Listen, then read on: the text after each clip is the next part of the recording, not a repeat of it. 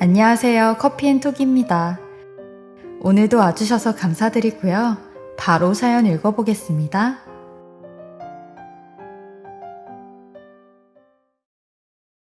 안녕하세요. 저는 칠순을 바라보고 있는 늙은 여자였고 남은 인생을 어떻게 잘 보낼까 준비하고 있었던 사람이기도 합니다. 나이 70 정도가 되어 보니 이제는 조금 사람도 인생도 알겠거니 했는데 이게 쉽지만은 않더라고요. 때론 나도 내 스스로를 잘 모르겠는데 남은 오죽할까 싶었어요. 나이가 들거나 인생 경험이 많다고 해서 다른 사람의 속마음까지 다 아는 건 아니라는 걸 이번에 제대로 알게 되었어요. 제 사연을 들어주시는 분들도 비록 저와 같은 상황들은 일어나지 않으시겠지만 제 이야기를 들어주시며 같이 공감해 주셨으면 하는 마음입니다. 저는 어렸을 때부터 고생을 꽤 많이 했는데 그냥 평생을 고생만 했다고 해도 과언이 아닐 정도로 고된 삶을 살았어요. 아무래도 몸이 불편하다 보니 더 그랬던 것 같아요. 저는 소아마비라는 병을 앓고 있는 사람인데 아마 요즘엔 소아마비 환자가 거의 없다고 들었어요. 하지만 저 어렸을 당시 소아마비는 공포의 질병이라고 할 만큼 감염이 되었을 시 사지 중 일부가 평생 마비되는 장애를 안고 살아야 하는데요. 저 또한 다리를 심각하게 절어 오른쪽 다리가 왼쪽 다리보다 한 7cm 정도는 짧았어요. 그리고 평생 지팡이를 짚고 다녔는데 늘 통증과 붓기 때문에 고통을 안고 살아왔어요. 하지만 이런 통증보다 더 힘들었던 건 주변에서 보는 차가운 시선이었고 몸이 불편하다는 이유로 늘 사람들에게 무시당하고 하대받으며 살아왔어요. 하물며 저희 부모라는 사람들까지 어렸을 때 저를 버렸으니 말 다 한 거죠. 어찌 보면 저는 불행의 3종 세트를 다 안고 태어난 사람인데 아마 저보다 더 불행할 사람이 있을까 싶어요.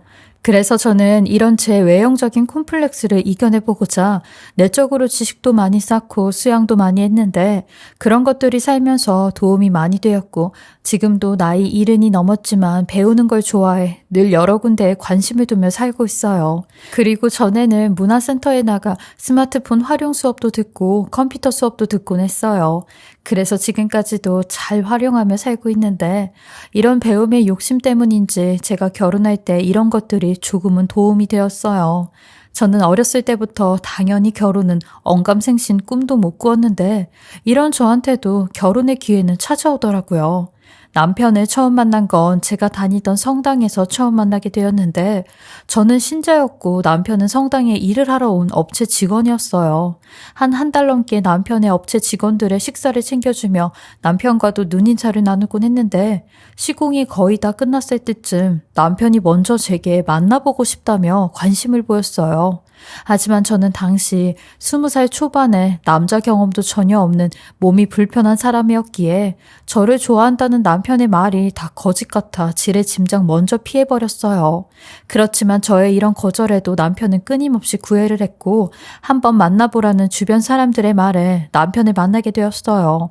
워낙 경계를 갖고 만난 터라 되려 남편의 본 모습을 더 정확하게 볼 수 있었는데 이 사람이 나에게 하는 모든 것들이 다 진심이라는 걸 알 수 있었어요.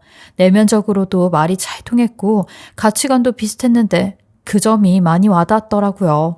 그리고 만난 지 8개월 만에 결혼 이야기를 꺼내는데 너무 이른 거 아니냐고 물어보니 남편이 아주 난감한 표정을 하며 나는 당신보다 나이가 6살이나 많으니까 마음이 급해.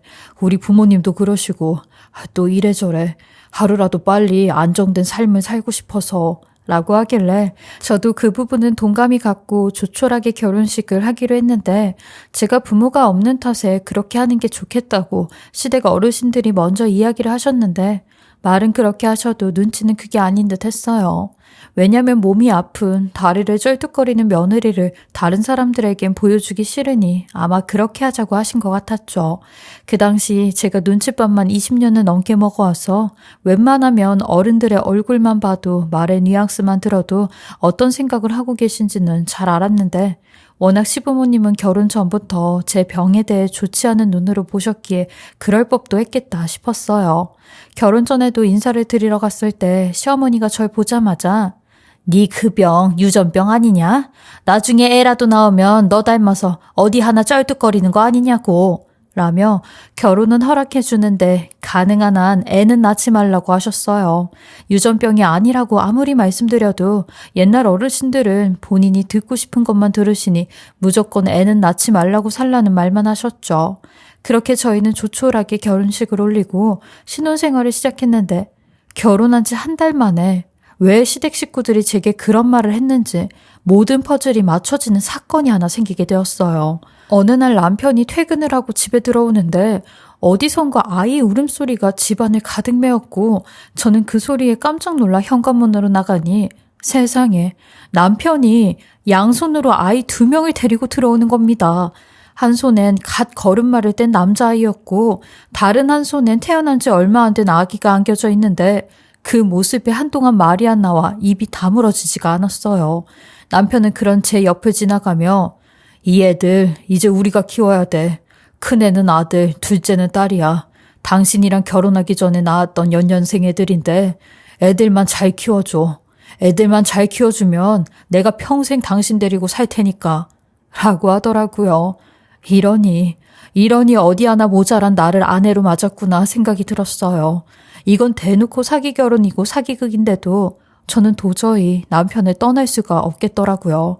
남편 말대로 저 하나만 조용히 입 다물고 애들 키우며 남편 내조하고 뒷바라지하면 평생 밖에서 고생하지 않아도 되고 따뜻한 집에서 아무 걱정 없이 살 수도 있겠다는 생각이 들었어요. 이제 와서 다 내팽개치고 집을 나온다고 해도 딱히 이렇다 할 방법도 없었거든요. 아마 이것보다 더 못한 삶을 살게 뻔한데 도저히 집을 나가겠단 말이 안 나오더라고요. 그냥 그 자리에 서서 한동안 눈물만 흘린 기억이 나요. 아마 제가 정상인이었더라면 이런 대우도 이런 사기도 당하지 않았을 텐데 제 스스로가 너무 원망스러워 아픈 다리를 주먹으로 치며 입술에 피가 날 정도로 이빨을 꽉 깨물었어요. 그런데 저도 참 자존심도 없고 속도 없었던 게 제 옆에 있는 두 애들을 보니 마음이 뒤숭숭하더라고요. 니들도 나처럼 니네 엄마에게 버림을 받은 아이들이구나. 니들이 무슨 죄라고 이런 버림을 받았는지 가엾기만 했어요. 그리고 이제 막 걸음마를 뗀 큰아이를 품에 안는데 이상하게 따뜻한 온기가 제 몸을 감싸는 것 같더라고요. 그런 느낌을 받은 후 저는 그 두 아이들에게 다짐을 했어요. 내가 너희들만큼은 나처럼 크진 않게 해줄 거라고. 내가 너희들의 엄마가 되어 정말 괜찮은 사람으로 키워줄 거라고 약속하고 또 약속했죠. 그리고 나선 그날 이후로 남편과의 관계는 완전히 끝을 냈는데 제가 아예 벽을 치며 살았어요. 무늬만 부부라는 말이 저희 부부를 보고 본따 만든 것처럼 이때부터 각방을 쓰고 애들에 관한 이야기 외로 개인적인 말은 3마디 이상 나누지 않았어요. 그리고 아무래도 제 몸이 이러다 보니 남편 앞에서는 더 허점을 보이면 안 되겠다 생각해 트림 한 번, 방귀 한 번을 껴본 적이 없이 항상 몸가짐을 바르게 유지하며 살았죠. 그냥 남처럼 살았다고 보면 돼요. 그렇게 저는 결혼 전에 시어머니 하신 말대로 제 배 아파 자식 낳을 생각은 하지도 않고 오로지 남편이 데리고 온 애들만 성심성의껏 키우며 열심히 살았습니다. 그리고 다행이라면 다행인 게 두 애들 모두 다 제 말은 잘 듣고 잘 따랐었는데 이것도 딱 사춘기 전까지만 그랬고 사춘기가 오니 저를 부끄러워하고 수치스러워 하더라고요. 큰애는 장남인지라 그런 게 덜했는데 문제는 둘째 딸이 이런 방황이 너무 심해지기 시작하면서 나중에는 가출까지 하게 되었는데 이런 딸을 찾으러 다닌다고 시원찮은 몸을 이끌며 딸이 지내던 가출 청소년 집을 간 적이 있었어요. 근데 딸은 절 보자마자 제 친구들이랑 같이 있는 곳에 왔다며 저를 있는 대로 밀치고 꺼지라고 하는 겁니다. 창피하다며 제 지팡이까지 밖으로 내던지는데 맘 같아선 저도 그런 딸에게 나도 내 자식 아닌 널 이렇게 키웠다고 근데 네가 어떻게 나한테 이럴 수 있냐고 소리를 지르고 싶은 심정이었어요. 그렇지만 어른인 제가 어떻게 애들이랑 똑같이 그러겠나요. 겨우겨우 그곳에서 딸을 데리고 집으로 왔죠. 근데 문제는 집에 오자마자 남편이 절 보곤 제게 주먹을 들며 애 교육을 어떻게 시킨 거야? 몸이 이따위여서 집에만 있으면 애들 교육이라도 잘 시켜야 될 거 아니야. 내가 한 말 잊었어? 라는데 남편에게 이리저리 휘둘리는 제 모습을 본 아들이 지 아빠를 가로막으며 엄마한테 왜 그러시냐고 엄마가 무슨 잘못이 있냐고 하는데 그 말에 울컥하더라고요. 그래도 10여 년 키운 아들이라고 날 엄마라고 제 편을 들어주는데 그날 이후로 아들은 저 때문에 정신을 차려 공부를 할 거라고 했어요. 그리고 둘째 딸은 또다시 가출을 밥 먹듯이 하며 집에 들어오지도 않았고 고등학교 1학년 때 자퇴를 했어요. 남편도 종당엔 자기 딸을 포기했는데 아들은 고2 때부터 제대로 공부를 시작해 고3이 될 때까지 악바리처럼 방에도 나오지 않고 공부를 하였어요. 저도 그런 아들을 밤낮으로 챙기며 옆에서 같이 밤을 지새웠고 아들 하나만 잘 키워보자 다짐을 했는데 그래야 제 인생이 덜 억울할 것 같았어요.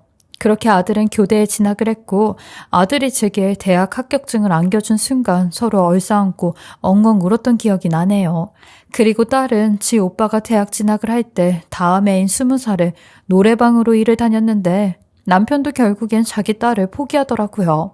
아들은 그 길로 교사가 되었고 그 기쁨도 함께 나누며 좋아했어요. 그 당시 몸이 아팠던 남편은 제게 처음으로 그동안 고생 많았다며 진짜 자식처럼 키워줘서 고맙다는 말을 하더라고요. 그리곤 2년 만에 저 세상으로 가게 되었는데 아들 결혼은 보지 못한 채 눈을 감게 되었어요. 아들은 며느리도 교사인 며느리를 데리고 왔는데 아무래도 며느리가 교사이다 보니 항상 저를 낮잡아 보며 이야기를 하는 게 있었어요. 옛날 어른들 말에 교사인 며느리는 며느리로 두면 안 된다고 했는데 그 말이 무슨 말인지 알 것 같더라고요. 며느리는 항상 제게 명령을 하듯 애들에게 지시를 하듯 저를 대했는데 아들 결혼식 때도 제게 어머님은 몸이 불편하시니까 절대로 일어나지 마세요. 사람들이 어머님 쳐다보는 거 저 자존심 상하거든요. 뭐 이런 집으로 시집을 가나 생각할 거 아니에요? 라고 하는데 늘 이런 식이었어요. 항상 걸음이 느린 저를 답답해하며 우리 집에 있는 노견보다도 걸음이 느리네 라는 말을 서슴없이 내뱉었고 길거리에 같이 걸어도 아는 사람을 만날까봐 저 멀찌감치 떨어져 걸으며 빨리 오라고 한숨을 푹푹 내쉬던 며느리였어요.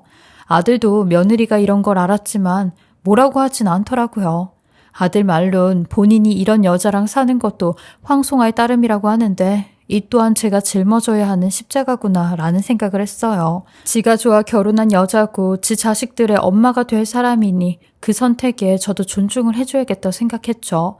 그래도 아들이 지 아내 몰래 저를 챙겨주는 거 그거 하나 보며 살았습니다.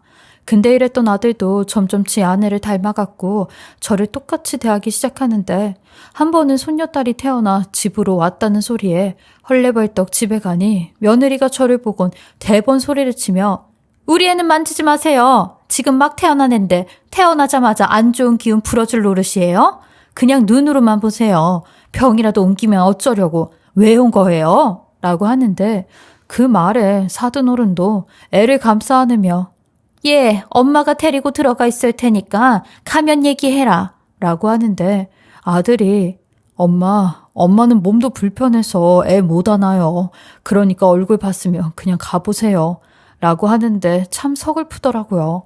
이제 이 세상엔 누구도 내 편이 없구나 라는 생각에 자식 키워봤자 아무 소용 없다는 생각이 들었는데 저는 남의 자식이다 보니 더 이런 생각이 드는 것 같았죠. 그렇게 전 평생 이런 대우를 받으며 살아왔는데 딸은 이상한 남자들을 만나 평생 동거만 하며 살다가 번번이 제 장애인 연금의 돈을 뺏어갔어요. 애가 아파서 병원비가 없다는 등 당장 쌀이 없어 배를 굶고 있다는 등 이런저런 핑계를 대면서 절 찾아왔는데 한 번은 그런 딸에게 더 이상 너한테 줄 돈 없다고 나가라고 하니 불편한 절 화장실에 가둬놓고 딱 하나 있는 금가락지며 지갑에 있는 동전 하나까지 싹 다 훔쳐가더라고요. 화장실 밖에서 미친 사람 마냥 소리를 지르며 엄마가 나한테 해준 게 뭐가 있어. 이런 몸으로 살면서 나한테 도움된 게 뭐가 있다고. 근데 그깟 연금 하나 못 줘? 엄마가 돼서 그것도 못 해줘? 엄마라면 자식한테 모든 걸 다 내줘야 되는 거야. 엄마는 엄마 몸이 이러다 보니 희생이란 말도 모르지. 자기 몸 아프면 자기만 챙기기 바쁘니까 라고 하는데 아들도 이런 지 동생이 워낙 천방지축이다 보니 제게 이렇게 하는 걸 알면서도 그냥 방관을 할 수밖에 없었어요. 그러던 어느 날 제 칠순이 얼마 남지 않은 날이었는데 며느리한테 연락이 왔어요. 처음 들어보는 며느리의 다정한 말투에 저는 흠칫 놀라 무슨 일이냐고 물으니 어머님 무슨 일이긴요. 다음 달이면 어머님 칠순이시니까 저희가 잔치를 좀 해드릴까 생각 중이에요. 그동안 제가 너무 바쁘게 사는 바람에 어머님 잘 챙겨드리지도 못하고 죄송했어요. 라며 오늘 찾아뵙고 말씀을 드린다고 이따 보자고 하는데 얼마 후 저희 딸도 양손 가득 과일이며 고기며 먹을 걸 바리바리 싸와 엄마, 딸 왔어. 내가 우리 엄마 좋아하는 과일이랑 고기 좀 사가지고 왔어. 나 오늘 월급 받았거든. 우리 배 터지게 고기 한번 구워 먹자. 라고 하며 고기를 굽기 시작하는데 제가 바보가 아닌 이상 자식들이 갑자기 왜 이러나 싶은 생각이 들었어요. 내가 사는 단칸방집이 몇 배로 뛰었을 리도 없고 그렇다고 제가 로또에 당첨이 된 것도 아닌데 말이죠. 근데 아들이 찾아오고 나서 그 이유를 알 수 있었어요. 친척으로부터 제가 친모가 아니라는 사실을 듣게 되었다는 겁니다. 그래서 그 죄송한 마음 때문에 이제라도 저를 잘 모시겠다며 엄마로서 대우를 해드리겠다고 하는 겁니다. 그러니 딸도 그동안 엄마 속썩이고 못된 짓만 했다며 미안하다고 눈물을 보이는데 며느리도 조용히 제 손을 잡더니 어머님 사랑에 저도 다시 한번 감동을 느꼈어요. 그동안 제가 어머님께 너무 못해드리고 잘 못 챙겨드려 죄송합니다. 라며 울먹거리는데 이런 생각들을 하는 애들이었으면 진작에 제가 친모가 아니라는 걸 이야기할 걸 나도 바보처럼 살았구나. 겁을 내고 있었구나 싶었어요. 그렇게 제 칠순까지 한 달을 남겨놓고 며느리는 일주일마다 저를 찾아오며 제게 밥도 차려주고 이런저런 이야기도 하며 웃고 떠들었는데 이제야 사람 사는 집 같다는 생각이 들더라고요. 며느리는 제 머리까지 빗질을 해주며 어머님 칠순잔치 때는 이렇게 머리를 뒤로 묶으시면 이쁠 것 같아요. 근데 어머님도 머리가 많이 빠지시네요. 제가 치울게요. 라고 하길래 아무래도 나이가 있다 보니 머리도 잘 빠지는 것 같다며 웃었죠. 그리고 한 달 뒤 칠순잔치를 하는 날 저는 아들의 차를 타고 호텔로 가는데 자기들도 형편이 좋지 않은데 제게 호텔에서 칠순잔치를 해준다고 하는 자식들이 고맙기만 했어요. 그리고 며느리가 준 음료수를 마시며 창밖을 보고 있는데 얼마나 갔을까요? 잠깐 잠이 들었는지 눈을 떠보니 시커먼 밤인 겁니다. 그리고 머리는 몽롱한 게 몸은 꿀렁꿀렁거리는데 제가 있던 곳은 차가 아닌 배였고 저는 급하게 자식들을 찾았어요. 근데 그 누구도 제 목소리에 대답을 하지 않았고 저는 어떻게든 일어나 보려고 몇 번이나 일어섰다 앉았다를 반복했는데 그럴 때마다 미끄러져 넘어질 뿐이었어요. 그리곤 다시 몽롱한 기운에 잠이 들어 또 눈을 뜨게 되었는데 그때는 제 자식들의 목소리가 들려왔어요. 제일 먼저 며느리의 목소리가 희미하게 들려왔는데 그만 버려. 거기 그냥 내팽개치라고. 어차피 당신 엄마도 아니잖아. 라고 하니 이내 딸이 그래 오빠 새언니 말대로 해. 나는 이 여자한테 단 하나도 받은 게 없었는데 친엄마가 아니라는 소리까지 들으니까 오만 가지 정이 다 떨어지더라. 그러니 아들도 이렇게 하는 게 맞는 거야. 이만 가자. 지금 갔다가 1년에 한 번씩만 와서 잘 있나 보고 오면 되지.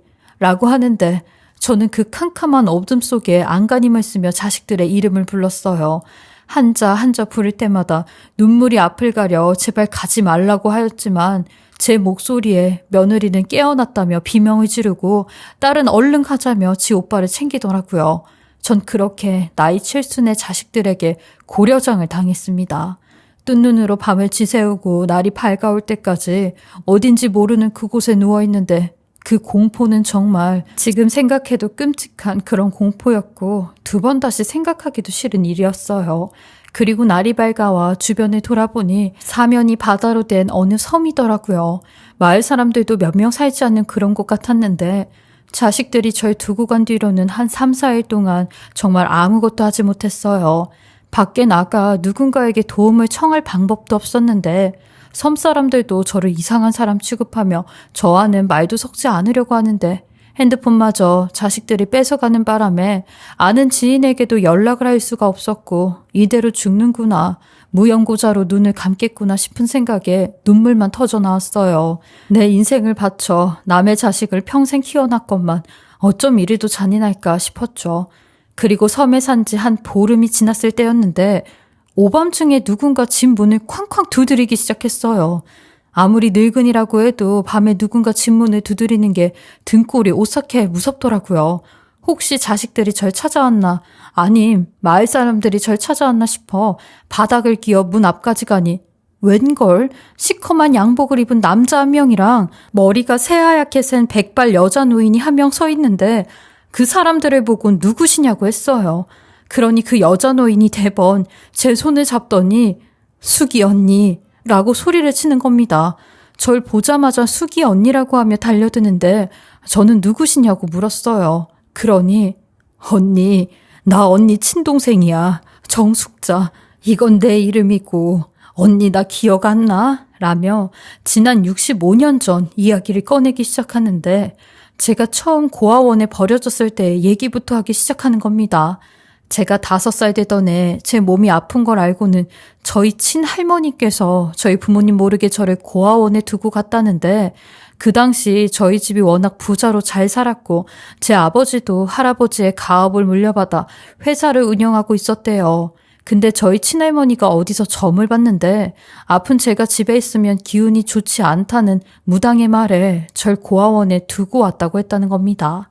그 이후로 제 부모님은 백방으로 절 찾아다녔는데 결국엔 제가 죽었다는 소리만 듣고 저 찾는 걸 포기했대요. 근데 몇십 년 뒤 저희 어머니가 돌아가시기 직전에 꿈을 꿨는데 제가 살아있다는 걸 봤다며 동생들 보고 저를 찾아보라고 말을 했다는데 그 후로 동생들이 어렵게 저를 찾아냈고 혹시 제가 친언니가 아닐 수도 있으니 서로 상처를 받지 않으려고 제 아들 며느리를 먼저 찾아갔다는 겁니다. 그리곤 저에 대한 이야기를 하며 친자 검사를 할 수 있게 도와달라고 했다는데 그때 자식들도 제가 친모가 아니라는 걸 제 동생의 정보를 통해 알게 되었대요. 그래서 어쩐지 며느리가 그때 제 머리를 빗어주고 묶어주면서 머리카락을 채취해갔나 보다 싶었어요. 그렇게 친자검사 결과는 당연히 일치라는 결과를 받았는데 자식놈들이 먼저 선수를 친 거였죠. 제 부모님이 제 앞으로 물려주신 어마어마한 재산이 있다는 걸 먼저 알게 되면서 저를 이런 외딴 섬에 두고 간 겁니다. 그리곤 제 동생에겐 제가 당신들을 보기 싫어하니 돈만 달라고 했다는 거짓말을 했다는데 자식놈들은 저 모르게 그 돈을 받아 제가 여기서 시름시름 앓다 저 세상을 가기까지만 기다리고 있었던 거죠. 이 모든 이야기를 듣고 나선 정말 피눈물이 흘렀어요. 자식이라고 키운 것들이 남보다 더 못한 짓을 하고 있으니 억장이 무너지는 기분이었습니다. 제 동생도 진실을 알고 나선 제게 미안하다며 내가 직접 언니를 찾아왔어야 했는데 나도 겁이 나서 못 찾아온 게 너무 미안해 라고 하더라고요. 그렇게 전 동생의 도움으로 그곳을 빠져나올 수 있었고 동생네 집에서 극진한 대우를 받으며 아들 부부와 딸한테 복수를 할 준비를 하고 있었어요. 그리고 그때를 아들의 교감 취임이 있는 날로 정해 그곳을 제 2발로 찾아가기로 마음을 먹었습니다. 가서 이것들이 제게 했던 모든 짓을 낱낱이 다 밝히기로 마음을 먹었고 그때를 기다리며 동생의 도움으로 모든 증거들을 모았습니다. 거기다 교육청에 신고까지 할 생각으로 단단히 준비를 하였어요. 자격이 없는 놈이 교감이 된다는 게 말이 안 됐죠. 그리고 드디어 그날이 되어 학교를 찾아갔는데 그곳에 며느리까지 함께 자리를 하고 있더라고요. 저는 그것들의 낯짝을 보자마자 소리를 치며 니들이 날 버리고 무사할 줄 알았냐고 고함을 질렀어요. 내 돈이 그렇게 탐이 났냐고.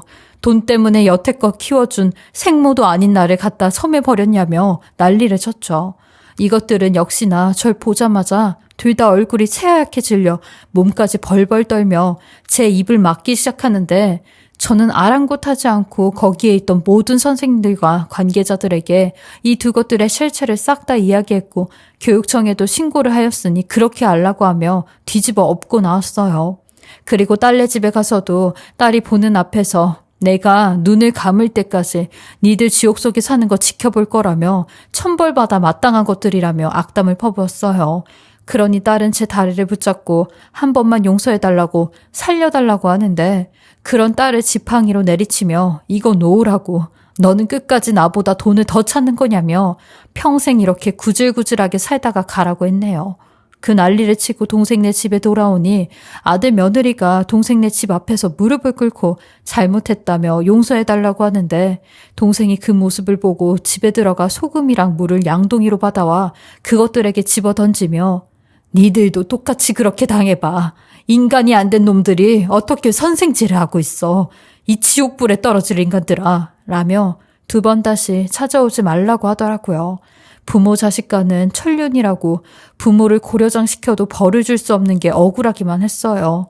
하지만 이 벌을 제가 제 스스로 이것들에게 주기로 다짐했고 제가 당해왔던 만큼 이것들에게도 똑같은 시련을 주기로 마음을 먹었는데 그건 바로 제 재산을 단 한 푼도 주지 않는 거였는데 이것들한테도 그랬어요.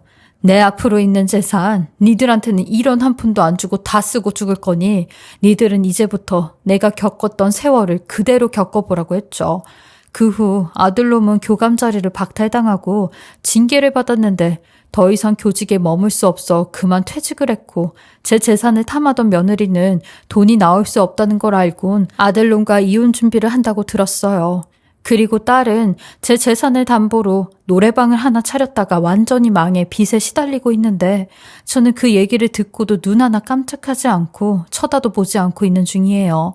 그리고 현재는 제가 여태껏 하지 못했던 것들을 하면서 살고 있는 중인데요.